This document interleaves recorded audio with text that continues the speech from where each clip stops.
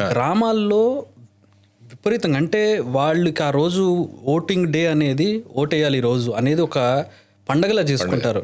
కానీ సిటీకి వచ్చేటప్పటికి అర్బన్ ఏరియాల్లో చదువుకున్న వాళ్ళు, సంపాదించుకునే వాళ్ళు, ఖాళీగా ఉన్నవాళ్ళు, వీళ్ళు ఓటేయడానికి ఎందుకు ఈ డిఫరెన్స్ ఎందుకు వస్తుంది అనుకుంటున్నారు? గ్రామాల్లో ఏంటంటే అనానిమిటీ తక్కువ.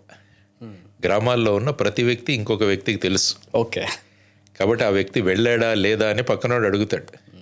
గ్రామాల్లో ఉన్న వాళ్ళు కూడా అక్కడ పొలిటికల్ పార్టీస్ కూడా చూసుకుంటుంటారు. వాళ్ళు బయట పెట్టుకొని ఈవెన్ పోలింగ్ ఏజెంట్స్ ఉంటారు, బయట కూడా ఉంటారు. వీళ్ళు ఎవరెవరు వెళ్ళాలి లేకుంటే ఇంటికి వెళ్ళి తీసుకొస్తారు వాళ్ళని. సిటీలో ఏంటంటే అనానిమిటీ.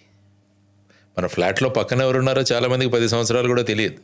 ఆ విధమైన దీంట్లో అకౌంటబిలిటీ అన్నది తగ్గిపోతుంది. అనానిమిటీ, ఇంతకుముందు నేను క్రౌడ్ గురించి చెప్పాను కదా, ఆ విధంగా గ్రామాల్లో ప్రతి ఒక్కరికి తెలుసు కాబట్టి అక్కడ వెళ్ళేది.